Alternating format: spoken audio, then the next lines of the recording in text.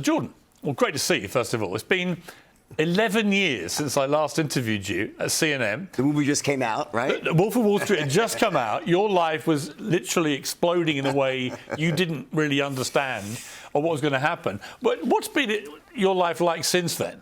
You know, the movie, and it was a special movie. You know, Leo, Martin. Brilliant film. Incredible job. And it just became like the biggest cult hit, one of the biggest in history. And I am grateful for that. And again, it was great to have that platform, and I used that to really build my business of speaking and mentoring around the world. I've written other books since, new one now, right? The Wolf of Investing. But it's been a wild ride, to say the least, but I'm more grounded this time. More grounded. Well, you don't look a lot different. You're looking good, Nick. It was $400 million at the box office. Right. But I think it took a lot more elsewhere, right? Right. Well, again, the box office did great, but it was the single most pirated movie in history that year. Beat Frozen. It was like, I think, 200 million illegal downloads. There is an irony about you, a movie about you being the most pirated in history. There's two reasons for that. Number one, because you had to be over 18 or 17 to watch it, so a lot of kids downloaded it. And also, in many countries, because of all the cursing, there's 506 F-bombs, right? The movie was like 50 minutes long in a lot of Islamic countries. They couldn't air a lot of it. Really? To watch the real movie, you had to watch it online by illegally downloading. And then it just kept going and going and became this massive cult. There was songs written about me in the movie. It just never would have expected that, but I'm grateful for it, When I watched it again the other day, and I thought I might interview you when I came here, it was fascinating to me to think about when you were in your office environment at its craziest, how you would possibly have survived today's world, today's human resource control world, today's cancel culture world. You think about a woman who shaved her head in the office, in the room, for $10,000 to get breast implants. The dwarf brought in to be thrown at a Velcro dartboard. Probably wouldn't go over too well today, right? Jonah Hill, his character eating a goldfish, which I know did happen, et cetera, et cetera. Right. When you look at it, you chuckle about what would have happened today. Listen, on some level, right, a lot of the stuff that doesn't happen anymore, it's good in some level, but on some level it's bad because we also had a hell of a lot of fun. In the process, people loved going to work there. So I think on some level this woke stuff has taken fun out of the workplace. Offices have become the most boring places on God's earth. You used to go there and a lot of people meet their ultimate life mate. 40% of people used to meet their spouse at work. What happens now? I don't know. How does it even start now? Online, I guess, right? But I mean, it's insane. You got to be so careful nowadays, right? We just got very boring. I mean, when you look at what your life was like, I know you've cleaned up your act, but have we just got very boring? I think that the death of everything started with the smartphone.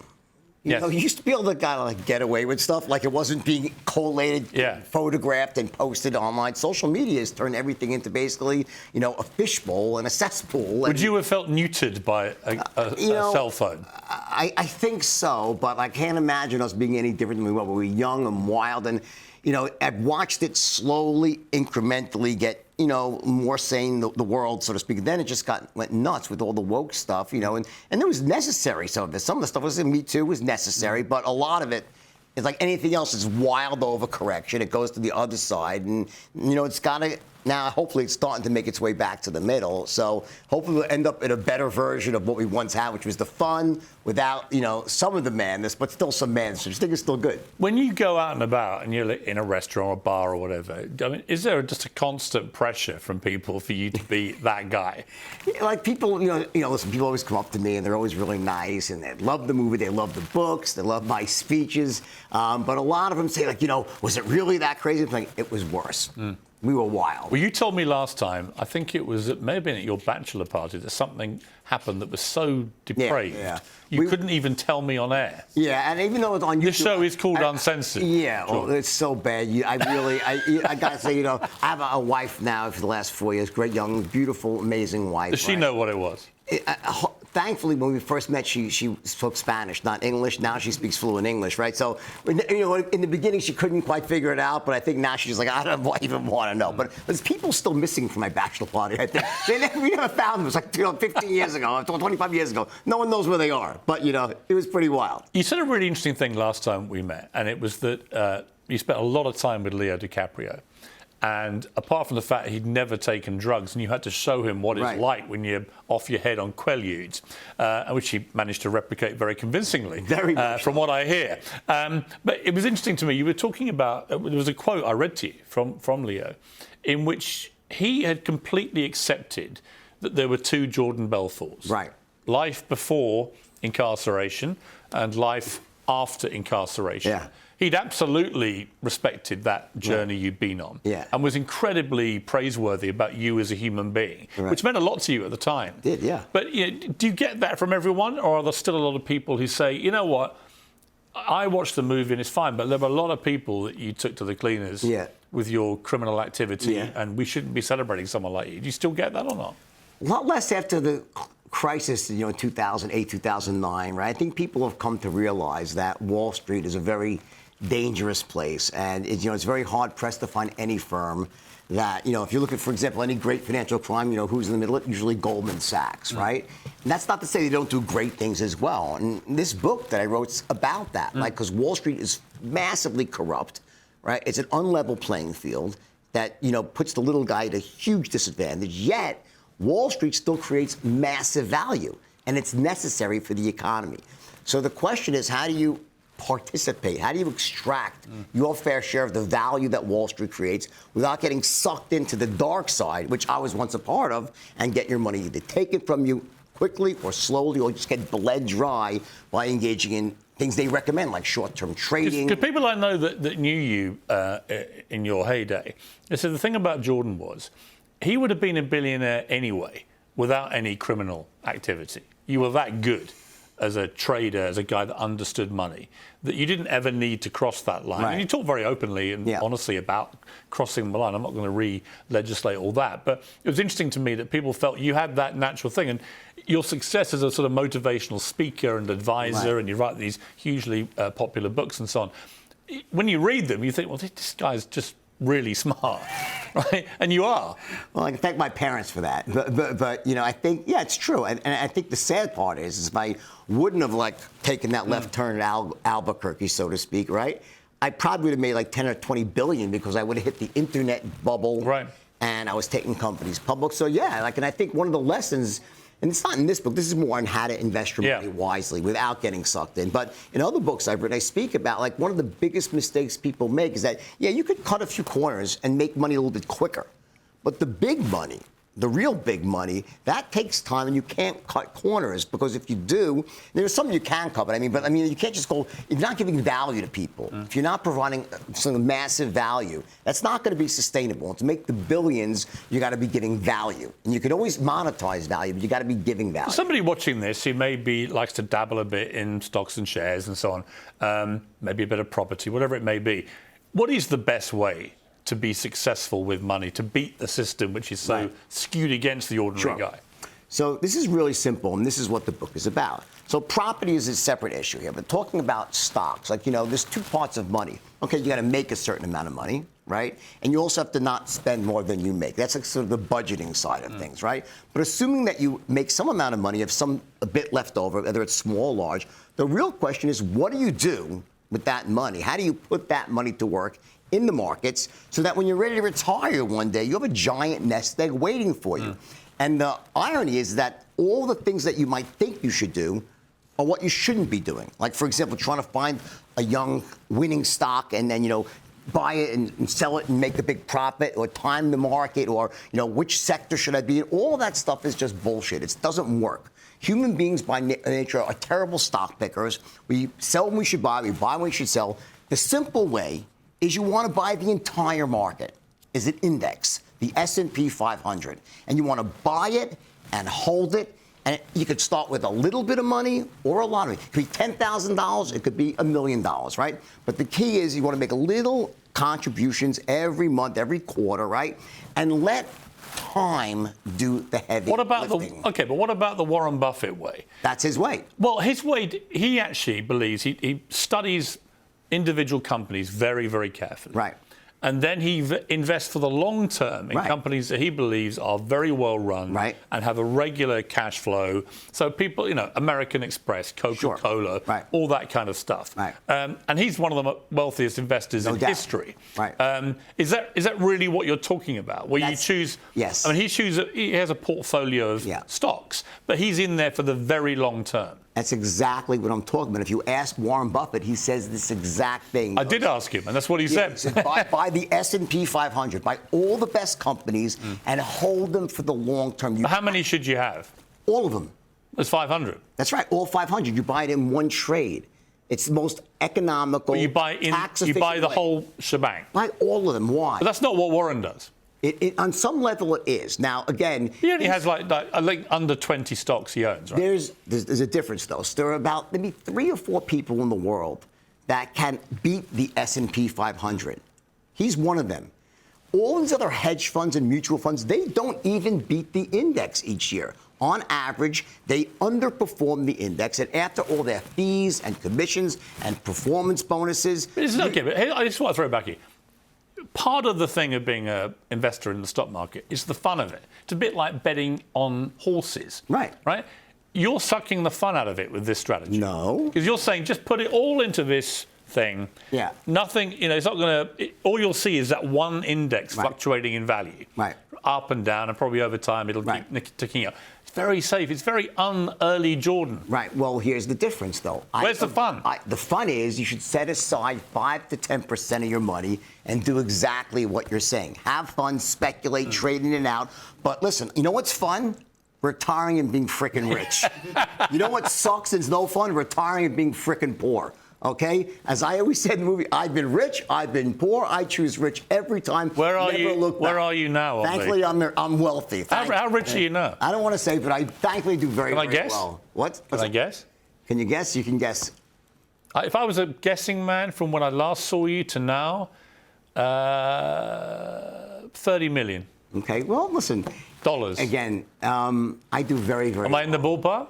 I don't want to say. Okay? Up or down? I don't want to say. More or less? I don't want to say. Come on. No, I don't want to. Give me a bone. I really don't want to say. I do very, very well. Why are you so reticent? This is a guy that used to boast about this stuff. That's because I think that as an older and wiser person right now, I don't think it's important how much I'm worth. Okay, what's important is that I do really, really well. I have everything I want. People are going to read your book, The Wolf of Investing, right? I thoroughly enjoyed it. But they're going to read this and go, well, all right, but how much is he worth then? Because that will dictate whether I believe it. You can go online and they have my net worth posted as $100 million. Is that what it says? I have no idea how they got that figure. No idea at all. But that's what it says. Why it says it, I have no idea. So that's 3 times what I guessed. But I have no idea. I'm not saying it's right or wrong, but that's what the online says, and I have no idea. Why are you instructing me to go and check that online? Because you're pressing me. I'm just kidding. That's my way out, by the way. But I'll tell you this. One thing no one ever accused me of is not knowing how to make money. No. I've been accused of many things. But I also know... Never that. But knowing you, I also know you would know how much you're worth to the nearest dollar. Right. No, actually, believe it or not, I'm not like that. That's more like my dad. I was never a counter of money. I was just an earner of money. My philosophy, which I don't suggest for most people, is, just make so much money that you don't have to worry about spending money. Right. That has always been my philosophy. Well, my godfather, who's been very successful, he just said to me, the only bit of advice I give you, he said, is get to you money as soon as possible. There you go. And I said, what do you mean? He went, to the extent where you have enough money where you can tell anybody and walk away. Yeah. So someone in a job that you've got is giving you a hard time or whatever, and I've actually acted on this. Right. You can just literally walk away because you're not reliant on that thing or that person for money to buy food in the morning. Well, there's money, and then there's Elon Musk. Right. He literally says you to the people. The people who he needs to give money to. Like, right. Yeah. That's the real definition of. But I agree. But listen, let me just getting back to what you said, right? The mistake people make when they invest, because you're right, you have to have fun, and specifically I say you should speculate, and I go through how to speculate carefully, have fun, make money. But the bottom line is, if you think that you can take your money that you save and speculate, you're going to end up okay. You're not. You're going to mostly get destroyed because the playing field is dramatically tipped against you. When you go to a casino, right, and you walk into a casino, the odds are stacked against you, right? So over time, you're going to lose. You might win once in a while, but over time, you lose. But some people enjoy going even if they lose money. But it gets worse, though, because this is not just a casino, Wall Street. It's a corrupt casino where the dice are stacked or loaded, the cards are being dealt from the bottom of the deck, so it's not a fair playing field. So it's a double whammy. It's the odds are against you naturally, and then it's also stacked against you because it's corrupt. There's corruption there. There's things that are legal, like short-term, high-frequency trading. There's inside information all over the place. There's just better deals given to the bigger investors.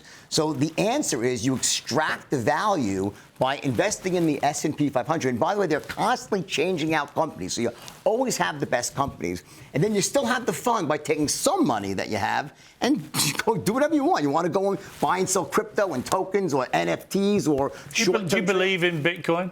Yes, I do believe in Bitcoin. I saw Jamie Dimon saying he just thinks it's all hot air. And listen, I respectfully I once thought that too. Okay, I did. But again, when you look at something like Bitcoin, it's like one of those things where truly the lie can become the truth if enough people say it's true. But isn't it a case of if there's enough mugs out there, they'll all trade it with each other and it will go up? Well, yes, but you have some really smart mugs these days. You have some of the most sophisticated people starting to embrace it. So I think most of crypto is complete. Currency, I can understand, and Jamie Dimon was saying that you can use cryptocurrency in a perfectly legitimate way, and it's very useful. Yeah. The actual system, but blockchain, the underlying technology, the blockchain technology, that technology is very useful and is widely used. Right. His argument was more about the kind of Bitcoin stuff, which just seems to be based on a sack of sand. Well, on some level that's true, but you can make the same case for fiat currencies where they're printing dollars and just printing more dollars at any time they see fit. The one thing about Bitcoin is there's a finite amount of Bitcoin. And I would agree in the early days, yes, it was mostly used for fraud and scamming and evading. It's not the case anymore. There's a lot of really sophisticated people who are buying Bitcoin now that there's EFTs. It's completely it's ETFs, but it's completely changed now. So I think Bitcoin is legit, but the problem is all these other shit coins and cryptos that are worthless, and they're like the penny stocks of crypto, and they're basically been issued by people that want to separate others from their money, and those should be avoided. You mentioned penny stocks. It was that led you down the wrong path, wasn't it? Yes. That stuff early on. And it ended up with you losing your liberty. What was the worst moment for you? When it all went wrong, when you look back, what was the moment you would least want to relive? When I was asked to wear a wire, and I did, and it was a friend, and The scene we see in the film. And I slipped him a note because I didn't want to rap. I thought I was being a stand-up guy. Yeah, so that's in the movie. Right, it's true. And I thought I was doing the right thing as, a man, and I slipped the guy a note saying, don't incriminate yourself, right? And I walked away from that saying, you know what, I maintain my integrity because I'm not a rat. And then 3 months later, they came back to me and the guy ratted me out. And at that moment in time, like literally, I lost all faith in humanity. And I was facing 20 years in jail. They could have broken my agreement if it was not for the FBI agent who indicted me. He was a great guy. He understood, and they gave me a second chance because that could have destroyed my life. That was the low point for sure. That moment when you think like I'm not a rat, and then So that's the Jonah Hill character. But that's not true. It wasn't. But in reality, it was not the Jonah Hill character. They collapsed like 3 or 4 people into that character. Right? It was someone else. Did you ever have anything more to do with the one that ratted you out? I saw him a few times, but no relation. Any forgiveness? Yeah, of course I forgive. I'm not one to hold grudges, and I forgive, and you don't forget, but you certainly can. But that was forgive. worse for you than actually going to prison. Far worse than prison itself was waiting to go to prison. The thought of it. Just the uncertainty in your life. You're almost dying in slow motion. Once you go to prison, it becomes almost a rebirth if you're willing to take that failure, that life failure, and use it as a lesson to reinvent yourself, and that's what I did. I mean, you have a lot of time in prison to think about stuff. There's nothing else to do for most of the day, right? Yeah, so I did really 2 things. Number one is I thought about stuff a lot, for sure, but I also taught myself to write. And I used that time to perfect my writing skills. Well, not perfect, but just, really become a competent writer. And that led me to write The Wolf of Wall Street, which then launched this entirely new career. So I think no matter, the lesson for anyone listening is that, everyone Everyone makes mistakes. Sure. Some people make much bigger mistakes than others, right? Would you change anything? No. I mean, when you look at where you've got to now, No, I wouldn't. the whole path, Yeah. up and down and then back up, would you change it? I wouldn't, but so let me. It's a complicated question. So the answer is no, because it's not possible. Of course, if I could not have done anything to hurt another person, of course I wish I never did that. Of course I feel terrible about all that stuff, and I'm very remorseful for that. Okay, and I've spent so many years making up for that in countless ways. But I wouldn't change anything because that was my life, and it happened. And I've used that as sort of like to create this life I have now. So if I could cherry pick it and say, I hope no one ever lost money of course I do that. I'm not crazy, right? But you can't do that. You have to look back at your life and say, you know what, this is what I did. I made mistakes. I learned from those mistakes. And now I keep becoming a better version of myself. That's my goal, is to become a better version of myself every day. Are you completely squeaky clean now? Squeaky, mean sober, clean, or clean with the law? Anyway. I'm the cleanest person that you'll ever meet. You know why? Because I would have to be. In other words, you realize that I'm going to be scrutinized more than anybody. And in fact, I was. For many years, the government thought I was not paying my fine that I had. They thought I was hiding money. They looked at my asshole with a freaking microscope, right? And you know what they found after 5 years? Zero. So like Warren Buffett says, you could follow anybody. If a cop follows you for 300 miles, they'll give you a speeding ticket. They couldn't give me one, and they followed me for hundreds of miles. Before you went into prison, you obviously had beautiful yachts and private planes and all that kind of thing. Which of those things do you still have? Well, I have beautiful. Listen, I fly private often, right? On your own plane? No, I charter a plane, which is getting prohibitively expensive, by the way, which is terrible. That's what I love. The Trump come back and lower prices for gas would be a really good thing. We'll come to him. Yeah, I'm a fan. Not of all things, but generally speaking, big fan. Right? I would never buy a yacht again. I was so happy when the one I had sank. It was like I was so happy. Like I didn't plan it out, but when it was sinking, I was like, yes, Lloyd's of London, right? I worked at Lloyd's. Right? My first year of my working career, I had to help a mate out. I worked on one of the underwriting syndicates. Yeah. So I would have been one of those guys paying you all that money for your yacht. There you go, right? I got a check for like $9 million the day it said. A few days later, they showed up. They're like, usually we investigate these things, but no one will be stupid enough to go on the boat themselves into a storm. You just, here's a check and don't ever ask us to insure you again, basically. They pay me right away, right? So Lloyd's was pretty good to me. So no boat, but you chartered private plane. Chartered private. I'm very... Nice car? Yeah, but I do... What do you drive? A Mercedes, and my wife has got an Aston Martin. Which one? She's got the truck, the DBX. And I have the AMG, the GT Turbo, whatever it is, AMG, right? But, I'm an Aston Martin guy. But cars, it's interesting. When I was in my 20s and 30s, I just loved cars. It meant everything to me, what car I drive. I honestly never even... Now you want comfort. I never drive even. Like I'll go take an Uber or something, just it's easier. drive. It's so much easier, and I could just relax in the back seat. So, a lot of the urges I had of how I define myself as a man, so to speak, very different than the way I do today. Do you ever get urges to just go and take loads of Quaaludes and behave disgracefully? Well, yeah, but Quaaludes, yeah, not cocaine, but Quaaludes were amazing. Thankfully, they're illegal, and you can't find them anywhere. Like, thank God, because they're too good, But if you have one, we can go after, I do not, just for the record, I do not have any Quaaludes. That's the one drug, and people say, listen, I'm just kidding, a little bit. But they were amazing. You're not kidding. Thank God that you can't find them. They were just so great that, very difficult to resist. So your desires can't be quenched.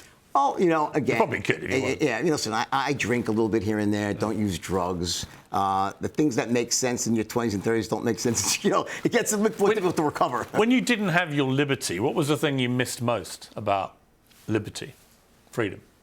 Freedom. Just literally being able to... Were there specific things that when you came out, what were the things you most wanted to do again? First thing I did was I ate a cheeseburger. Missed cheeseburgers desperately, right? But I mean, it's very, when you're in jail, and I was not in a terrible jail. It wasn't like I had to worry about, going into the shower and getting... It wasn't like that, okay? It was a minimum security. But jail's jail. You have no freedom. You can't do what you want to do. And there's something about that can be very suffocating. Now, the way I got around that was just engrossing myself in learning how to write. And that passed the time very quickly. And I worked out a lot, got kept in shape. But other than that, just the entire... It's hard to explain because, there's something about not having freedom, not being able to do what you want to do when you want to do it, is suffocating, and it can be for most people, it can break them. You know, for me, I was able to turn that into energy to write, and ended up really reinventing an entirely new life. Completely. I mean, it's been an amazing reincarnation. I've watched you like at the Oxford Union and places like that, dazzling. Which was great, by the way. Great, yeah. And in fact, they got you to do the sell the pen thing again. Of course. How many times have you been asked to sell a pen? So many times. You ignited that. I did it. Oh, I'm not going to do it again. But think about the pen. Well, it wasn't really about the pen. Nah.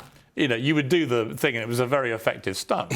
But ultimately, it's about, if you're trying to sell something, don't say this is the best thing of all time. Make sure you hone in on someone's desires to want it. Yeah. And if they have a desire to want it, you're in. Exactly. That's salesmanship. Yeah. Exactly. Who is the best salesman you've ever seen? Me. That we would know, apart from you. Apart from me? That we would know. That you would know.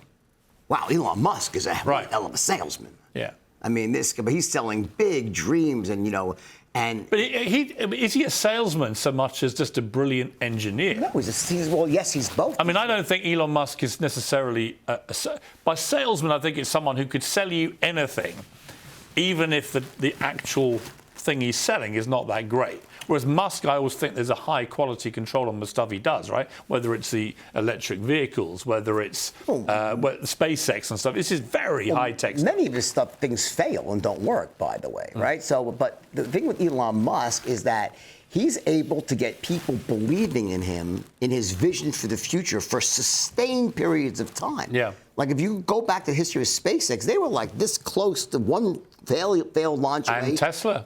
Tesla to say at the same time. Almost. And the same is happening with X, and I would back him to deliver it. I would never discount him with X, by the way, right? So I look at him as being an amazing salesman. And Buffett, by the way, is another world-class salesperson and communicator. He actually says that what changed his life was he took a course on sales and persuasion. Really? Yeah, back then it was Dale Carnegie, and it changed his life. But what does he sell, really? What did he sell? Well, in the early days, you know what he would be without his ability to sell and persuade? The most successful unknown money manager from Omaha, Nebraska. It was his ability to get his message out to convince people to give him money to invest in Berkshire Hathaway, and so that made him into what he is. But the best salesman, I think, out there, for better or worse, is Donald Trump. Okay, no doubt. I have never seen anybody. I've never met anyone like Trump. I've known him a long time. Good, bad, friendly, not friendly. You know, we fall in and out all the time. But you cannot deny that the showmanship, the energy, the competitive streak he has, but ultimately the salesmanship. He is able to crystallize messaging and deliver it in a way that mass numbers of people can understand, relate to, and support in a way I haven't seen in any political figure for a long time.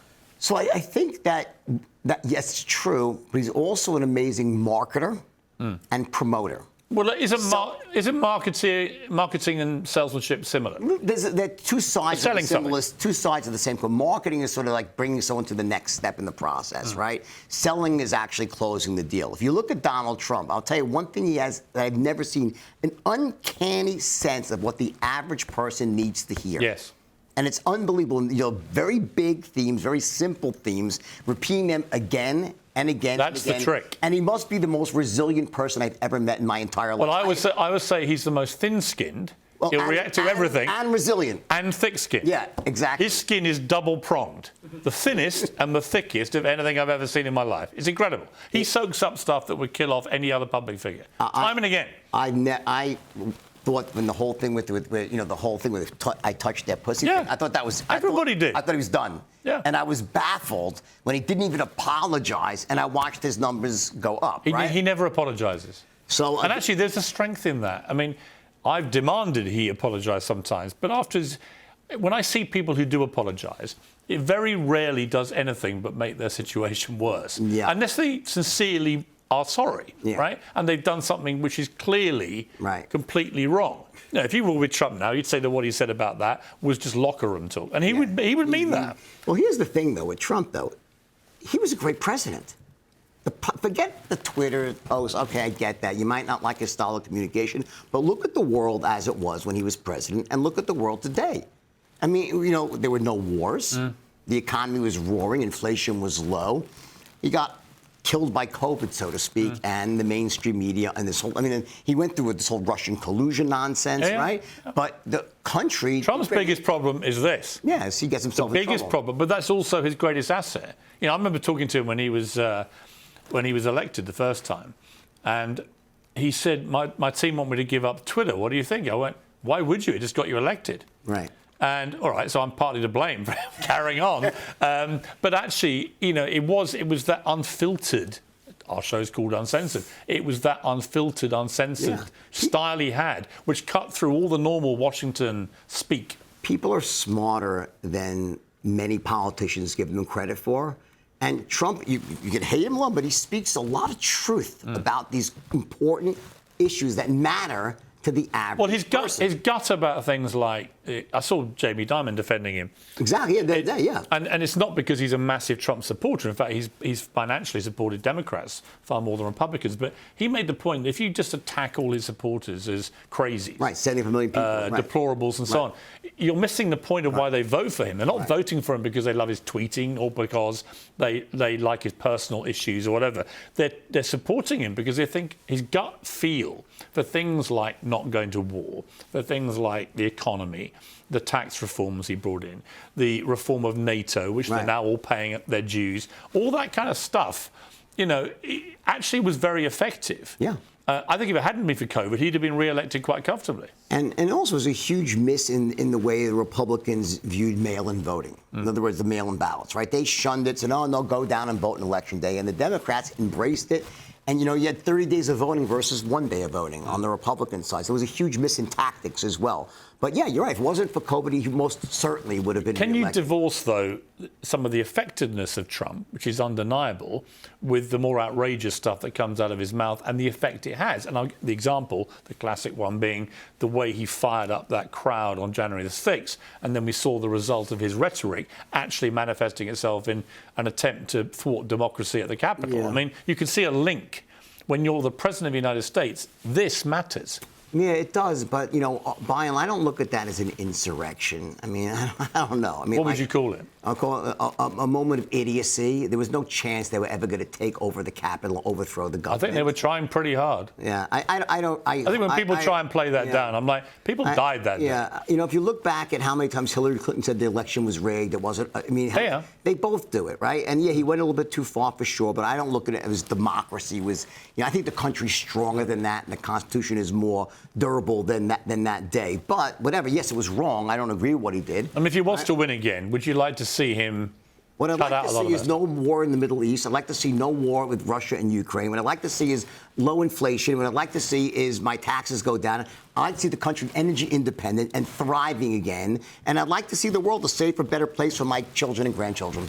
That's what I want to see. And I don't care about that. I'm willing to put up with the idiotic tweets because I want the outcomes that are most important to myself, my family, and everyone I love. If Joe Biden was working for you, would you still be employing him? If he worked for me? In his current condition? I put him in a nursing home. All due respect. I mean, come on. I mean, I don't even really think he's president. It's like a cutout. It's a puppet. I think everyone knows that. I mean, it is a bit embarrassing. And it's embarrassing. I have friends from all over the world. They're like, what's wrong with your country? Like, this is the president of the United States, the most powerful country in the world. He's walking. He's like, I mean, you know, my mom, and it's not just his age. My mom is 91 and can run intellectual circles around most 50-year-olds.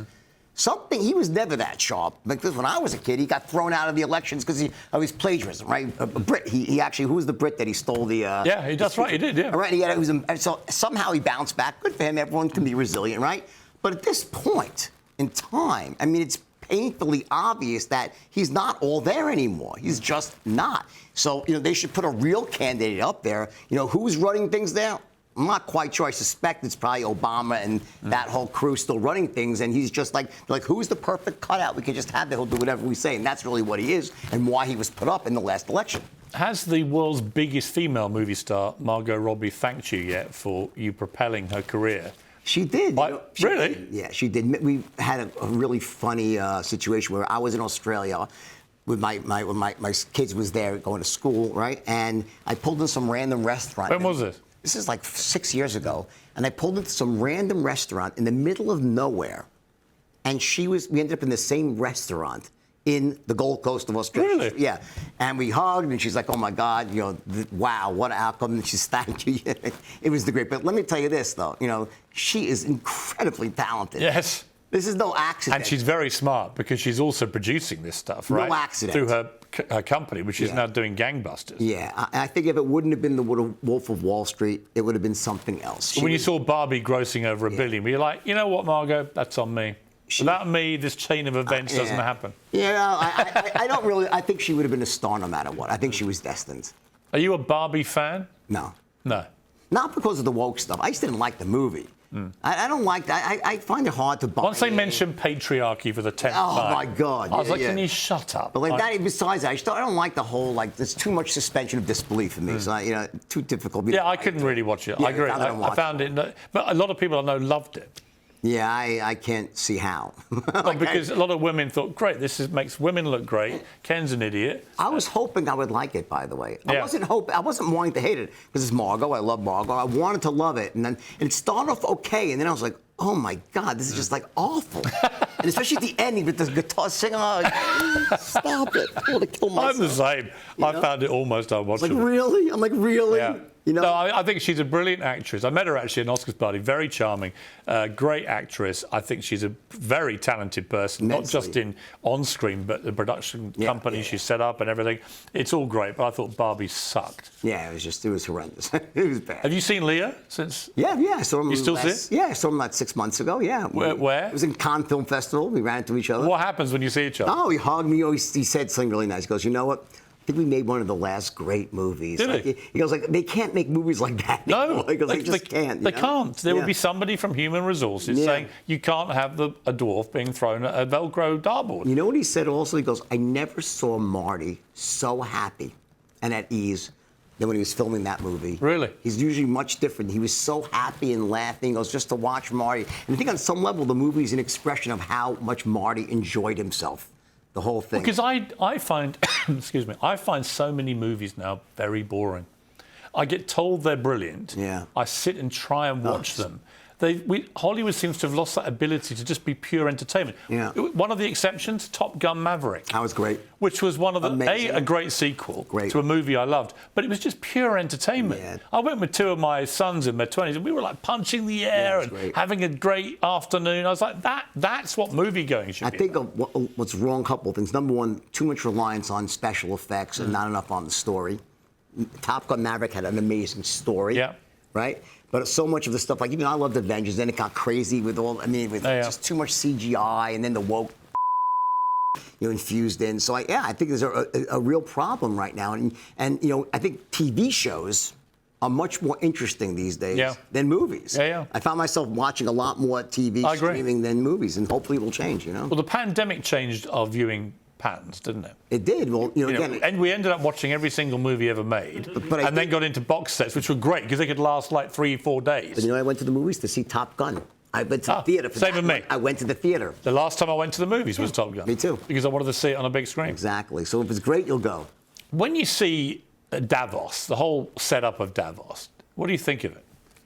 I think it's like the Oscars for financial services people. They get to congratulate. Should it happen?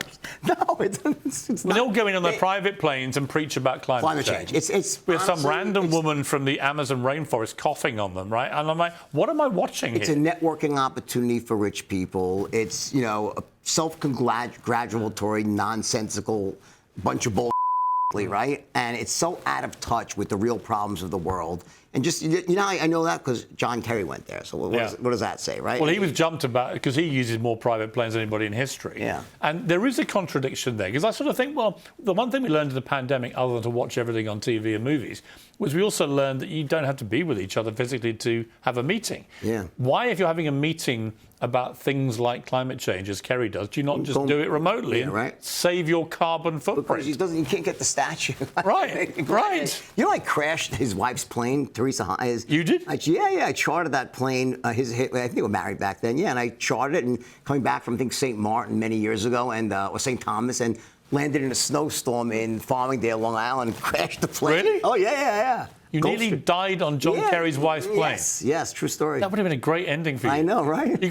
How do you want to end your life eventually? I mean, obviously you're a long way from it, but You've got to go out with a bang, haven't you? You know, hopefully in my sleep. You know, I always say my wife hates to fly, right? When we're in a plane, it starts to bounce. At honey, I'm not going to die in a plane crash. It would be way too anticlimactic at this point. I've been through 3 plane crashes, a yacht sinking. I mean, it's not going to happen like that. So, you know, hopefully I'll die many years from now, asleep in my bed with my children happy and healthy. That's my goal. And when you do, how do you want to be remembered? As the ultimate comeback story, ultimate redemption story. Yeah. That's it. I mean, you know, I think I'm really have done a pretty good job at that. And I think not just that I help people, you know, with this book to invest more wisely, or my sales training book to sell more effectively, or be a better entrepreneur. I think also my life into itself serves as inspiration to people who are either, you know, made a mistake or are currently down on their luck or just struggling. And you think like, you know, how do I come back from And this? what's the single most effective bit of advice for people that are in that position to get them back on track? That there's going to be typically a specialized skill that you might have to learn. You might have to re-educate yourself to learn something new, and you have to... Like you learn to write. Exactly. Speak and everything else. So there's hard work, but then there's doing hard work that you don't like doing. Some hard work people, like you might like doing something, so you'll work really hard at that. Embrace the stuff that you need to embrace that maybe you don't like doing. Just to train yourself to do things you don't like doing to get the things that you want. Most people skip that step. They, you know, like you're a famous newscaster, right? Well, you know, how hard did you work? How much hard did you train? How much work did you do to get to that point? To be great at interviewing people, to perfect your delivery. There's work to be done. If you want to change your life and you know you have a certain set of skills, well, guess what? Chances are you're going to have to learn or perfect a certain skill to get the outcome you want. Don't just try to have the plan. Do the work, the hard work in the beginning, and that's the first step, I think, to really changing your life. I also think just obviously the classic never give up is important, but also everything does pass. I mean, you've seen that in your life. Yeah. And I always say to my kids, you know, and they're from 12 to 30 now, but however bad things seem in the moment, short of death, everything is recoverable. Yeah. You can survive and thrive, whatever it is. Do you think? Yeah, I do. But again, I get back because this is one missing thing that really drives it is that, you know, it's not just about hard work.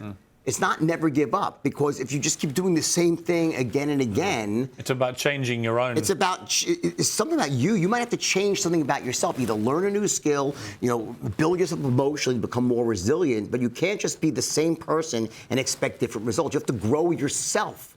And that's the step I think most people miss, is they don't invest in themselves, whether it's taking the right courses. You could do it online, you could do it in person, but literally learning things that you have to know to succeed in life. And if you don't have those things, you'll keep getting battened around. Maybe you'll get some mediocre results, but the greatness lies in making yourself great. You have to be great at something and then do the hard work, and then you'll get the result you want. You've actually met a real wolf, right? Yeah, I so with the photographer David Yarrow. So I'll good, tell you, good friend of mine as well. I've done many photo shoots with David. In the beginning with the real wolf, ultimately with a hybrid, because he was getting some flack from the animal people, right? So now it's not full wolves, but it's hybrid, so it's more friendly to the whatever you call the animal crazies, right? Okay, but incredible stuff with David. And then recently, I was in Bali, and an old friend of mine, believe it or not, he has a house. He keeps 22 wolves. Real wolves in his house, and it's just the most. He walks around with these 7 wolves, and yeah, I met all surrounded by wolves, and the wolves are not like dogs. You don't tell a wolf to sit; he'll say, you know, wolves don't live. Wolves dance to their own tune, but they're also beautiful, and you know they don't bite you per se, but you know you don't want to be around them when they're hungry. Did you see any similarities between you and an actual wolf, character-wise? The characters, they go in packs.